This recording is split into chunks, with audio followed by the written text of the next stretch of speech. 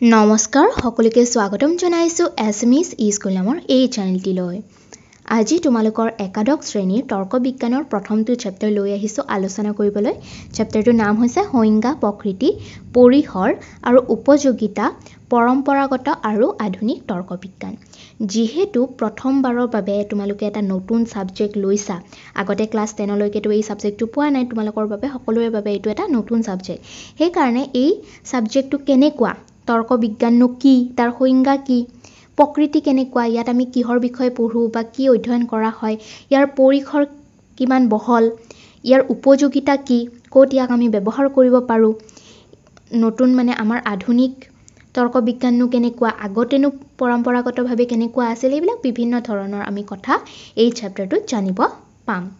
So বেছি দেৰি নকৰি লেটছ গেট ষ্টাৰ্টেড।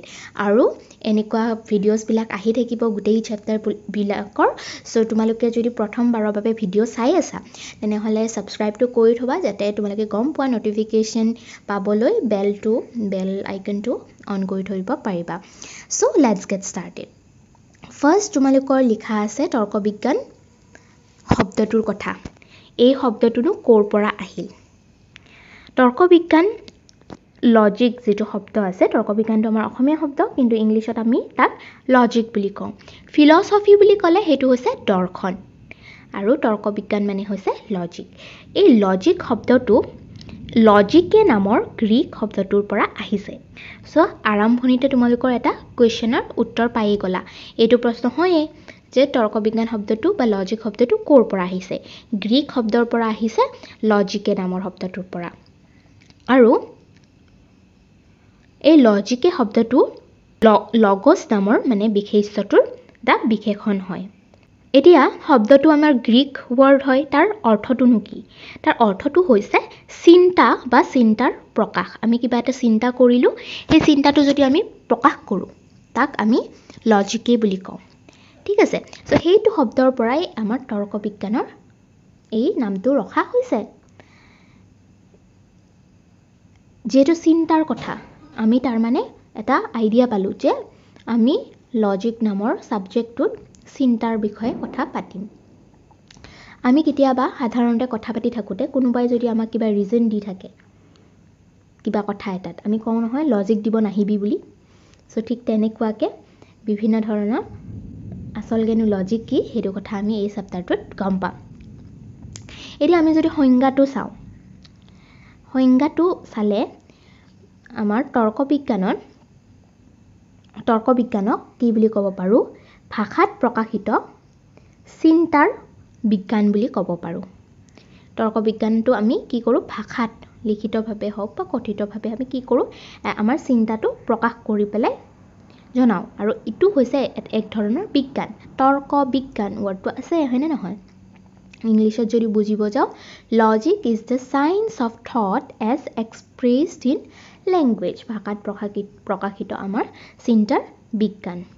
এতিয়া আমি যে চিন্তা বুলি ক'লোঁ, চিন্তা আমিতো কৈয়ে থাকোঁ চিন্তা ৱৰ্ডটো, কিন্তু চিন্তা মানেনো কি সেইটোওতো ভাবিবলগীয়া কথা, হয়নে নহয়? চিন্তা এই শব্দটো কিন্তু বহুত বেছি ব্যাপক হয়। চিন্তা বুলিলে আমি বিভিন্ন ধৰণৰ কথা সামৰি লওঁ, যেনে প্ৰত্যক্ষ, স্মৃতি, কল্পনা, সামান্য ধাৰণা, অনুমান, এইবিলাক বিভিন্ন ধৰণৰ বস্তুক আমি চিন্তা শব্দটোৰে বুজাব পাৰোঁ, হয়নে? আমাৰ কিবা এটা ভাৱ আহিল, ভাৱধাৰা আহিল, সেই ভাৱধাৰাটো যিকোনো হ'ব পাৰে। আমাৰ স্মৃতিও হ'ব পাৰে বা আমাৰ কল্পনাও হ'ব পাৰে যে আমি এনেকুৱা কৰিম, বা কিবা এটা বেলেগ ধৰণৰ কিবা ভাবিলোঁ, বা এটা অনুমান হ'ব পাৰে, কিবা এটা অনুমান কৰি ল'লোঁ। ত' চিন্তাটো এটা বহুত ব্যাপক মানে শব্দ, ইয়াৰ পৰিসৰটো খুবেই ব্যাপক। সেইকাৰণে আমি এই চিন্তা শব্দটো বাদ দি পেলাই এটা নতুন শব্দ ব্যৱহাৰ কৰা আৰম্ভ কৰিলোঁ, আৰু সেই শব্দটো হৈছে অনুমান, যাক ৰিজনিং বুলি কয় ইংলিছত। কাৰণ চিন্তা শব্দটোক মানে সংজ্ঞাবদ্ধ কৰাটো অকণমান টান। সেইকাৰণে আমি কি কৰিলোঁ? অনুমান শব্দটোৰে তাক ৰিপ্লেচ কৰিলোঁ। আৰু এতিয়া কি হয়? আমি তৰ্ক বিজ্ঞানক অনুমানৰ বিজ্ঞান বুলি কওঁ সাধাৰণতে। কিবা এটা অনুমান কৰি লোৱা মানে যিটো অধ্যয়ন কৰা হয় সেইটোকে আমি তৰ্ক বিজ্ঞান বুলি কওঁ। আৰু এই যেটো সাবজেক্ট আছে এই সাবজেক্টৰ কাম কি জানানে সত্যক উপলব্ধি কৰা অনুমানৰ বিজ্ঞান অনুমানৰ দ্বাৰা আমি কি কৰিম সত্যক উপলব্ধি কৰিবলৈ চেষ্টা কৰিম সেই কাৰণে তোমালোকে যদি ফাৰ্স্ট প্যাৰাগ্ৰাফটো পঢ়া তাত লিখা আছে যে আমাৰ মানৱ জীৱনৰ এটাই আমাৰ লক্ষ্য আছে যে সত্যক উপলব্ধি কৰা আৰু তৰ্ক বিজ্ঞানতো আমি সেইটো চেষ্টাই কৰো অনুমানৰ দ্বাৰা সত্য উপলব্ধিৰ চেষ্টা কৰো সো এতিয়া কথাটো হ'ল আমি যে অনুমান শব্দটোৰে মানে চিন্তা শব্দটোক ৰিপ্লেস কৰিলো এতিয়া অনুমান মানেনো কি হেতুকো আমি সংজ্ঞাবদ্ধ কৰিব লাগিব অনুমান হৈছে যি মানসিক প্ৰক্ৰিয়াৰ জৰিয়তে জ্ঞাত সত্য এটাৰ ওপৰত নিৰ্ভৰ কৰি অজ্ঞাত নতুন এটা সত্যত উপনীত হোৱা যায় তাকে আমি অনুমান বুলি কওঁ কিবা এটা কথা আমি আগৰ পৰা জানো হেইটোৰ ওপৰত নিৰ্ভৰ কৰি পেলে নতুন এটা বস্তু দেখাৰ লগে লগে আমি এটা আইডিয়া লগাই লওঁ হেইটোকে অনুমান বুলি কৈছে তুমি আগতে কাউৰী দেখিছা তো এটা যদি নতুনকে কিবা চৰাই দেখিলা আৰু চৰাইটোৰ ৰংটো মানে কাউৰীৰ নিচিনাই ঠুটটো কাউৰীৰ নিচিনা তুমি তা কি বুলি ভাবি লবা অনুমান কৰি লবা যে ও এইটো কাউৰীয়ে মই আগতে যেটো কাউৰী দেখিছিলো হেইটোৰ লগত মিলিছে তো কি কৰো আমি আগৰ এটা কিবা নলেজৰ ওপৰত ভিত্তি কৰি এটা নতুন অনুমান কৰি লওঁ তাকে আমি কি কওঁ অনুমান বুলি ক'ব পাৰো আৰু অনুমানক যেতিয়া আমি ভাষাৰে প্ৰকাশ কৰো তাক আমি কি বুলি কওঁ তৰ্ক বুলি কওঁ বা যুক্তি বুলি কওঁ ঠিক আছে মনত থাকিল এতিয়া তোমালোকৰ প্ৰশ্ন বহুতটা আমি প্ৰশ্নৰ উত্তৰ পালো হেনে যে তৰ্ক বিজ্ঞানক অনুমানৰ বিজ্ঞান বুলি কয় প্ৰশ্ন হ'ব পাৰে কিহৰ বিজ্ঞান বুলি কয় তাৰ পিছত অনুমানৰ তাৰ পিছত তৰ্ক বিজ্ঞান শব্দটো কোৰ পৰা আহিল অনুমান মানেনো কি অনুমানক ভাষাত প্ৰকাশ কৰিলে কি বুলি কোৱা হয় বা যুক্তি কাক বোলে তো এইবিলাক বিভিন্ন ধৰণৰ আমি প্ৰশ্ন পালো আমি যেতিয়া অনুমানৰ যেটো আমাৰ জ্ঞাত এটা সত্য আছে সেই সত্যটোক যেতিয়া ভাষাত প্ৰকাশ কৰো সেই ভাষাত প্ৰকাশ কৰিলে সেই বাক্যটোক আমি কি বুলি কওঁ আধাৰ বচন বুলি কওঁ যেটোৰ ওপৰত নিৰ্ভৰ কৰি আমি নতুন সত্যটোৰ সন্ধান কৰিম সেই বাক্যটোক আমি কি বুলি কওঁ আধাৰ বচন বুলি কওঁ আৰু যেটো আমি নজনা কথা জানিম নতুনকে যেটো আমি শিকিব পাৰিম অজ্ঞাত বস্তু যেটো জানিব পাম হেইটোক আমি কি বুলি কওঁ সিদ্ধান্ত বুলি কওঁ আৰু আধাৰ বচন আৰু সিদ্ধান্ত কি এটো ভালকে বুজি লোৱা কাৰণ হেইটোৱে আমি বাৰে বাৰে আকৌ কথা পাতি থাকিম ক্লাস 12 হতো তোমালোকক হেইটো বস্তুৱে বহুত ৰিপিট হৈ থাকিব আধাৰ বচন মানে যেটো আগৰ কথা আমি জানো হেইটোক আধাৰ বচন হিচাপে লম আৰু সিদ্ধান্তটো হ'ব যেটোত আমি উপনীত হম অজ্ঞাত কথা ঠিক আছে নিগমন আৰু আগমন এই দুটা ভাগত ভাগ কৰিব পাৰি ইয়াতে আগমন ওয়াৰ্ডটো আহা নাই ইন্ডাক্টিভ মানে আগমন অনুমানক আমি দুটা ভাগত ভাগ কৰিব পাৰো নিগমন আৰু আগমন নিগমন অনুমানত এটা বা ততোধিক আধাৰ বচনৰ পৰা সিদ্ধান্তটো নিখৃত হয় তাৰ মানে নিগমনত এটা আধাৰ বচন থাকিব বা তাতকে বেছি আধাৰ বচন থাকিব পাৰে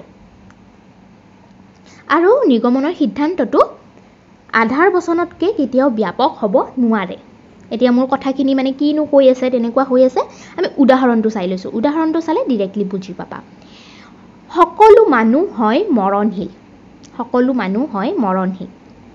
সকলো ৰাজনীতিবিদ হয় মানুহ সেইকাৰণে আমি ক'ব পাৰো যে সকলো ৰাজনীতিবিদ হয় মৰণহীন ইয়াতে আমি দুটা কি লৈছো আধাৰ বাক্য লৈছো সেই আধাৰ বাক্যৰ পৰা এটা সিদ্ধান্তত উপনীত হৈছো যে সকলো মানুহ মৰণহীন আৰু ৰাজনীতিবিদ সকলো মানুহ তো আমি ক'ব পাৰো যে সকলো ৰাজনীতিবিদ মৰণহীন ইয়াতে কি হৈছে চোৱা সকলো ৰাজনীতিবিদ বা সকলো মানুহ ইয়াত বহুত বেছি এটা ডাঙৰ পৰিসৰৰ কথা কোৱা হৈছে কিন্তু সিদ্ধান্তটো আমাৰ ইমান ডাঙৰ হোৱা নাই সিদ্ধান্তটো অকল ৰাজনীতিবিদ সকলৰ কথা কোৱা হৈছে সকলো মানুহখিনিৰ কথা কোৱা হোৱা নাই তাৰ মানে ইয়াতে কি হৈছে সিদ্ধান্তটো আধাৰ বচনতকে ব্যাপক হোৱা নাই হেইটো কথাই কোৱা হৈছে যে নিগমনত আমি এটা বা ততোধিক আধাৰ বচনৰ পৰা এটা কি কৰো সিদ্ধান্ত লাভ কৰো আৰু সিদ্ধান্তটো কি হয় আধাৰ বচনতকে ডাঙৰ হ'ব ব্যাপক হ'ব নোৱাৰে এতিয়া আগমনটো কি হ'ব তাৰ অপোজিট হ'ব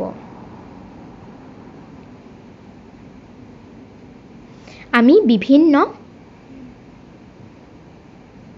পৰ্যবেক্ষণ কৰি বা কিছুমান বিশেষ ঘটনাৰ পৰা কিছুমান বিশেষ আধাৰ বচনৰ পৰা আমি যদি এটা সাৰ্বিক সম্বন্ধ প্ৰতিষ্ঠা কৰিব পাৰো এটা সাৰ্বিক বচন প্ৰতিষ্ঠা কৰিব পাৰো তেতিয়া তাক কি বুলি কওঁ আমি আগমন অনুমান বুলি কওঁ আৰু আগমন অনুমানত কি হয় সিদ্ধান্তটো আধাৰ বচনতকৈ অধিক ব্যাপক হয় উদাহৰণটো চালে গম পাম উদাহৰণস্বৰূপে ৰাম হয় মৰণশীল হৰি হয় মৰণশীল মধু হয় মৰণশীল এই গোটেইকেইটা আধাৰ বচন কি বিশেষ বিশেষ সত্য বিশেষ বিশেষ কথা বিশেষ বিশেষ মানুহ এগৰাকীৰ কথা বিশেষ বাক্য কেইটাৰ পৰা আমি এটা সিদ্ধান্ত পালো সেই সিদ্ধান্ত হৈছে সকলো মানুহ হয় মৰণশীল আমি তিনজন মানুহৰ কথা বিশেষ বিশেষ আমি সত্য চাই পেলাই এটা অনুমান কৰি ললো যে গোটেই কেইজনে মৰিছে যিহেতু সকলো মানুহ মৰণশীল বিশেষ বিশেষ একোটা বচন আধাৰ বচনৰ পৰা আমি এটা সাৰ্বিক বচন পালো মানে এটা ব্যাপক বচন পালো সকলো মানুহৰ কথা পালো সকলো মানুহ হয় মৰণশীল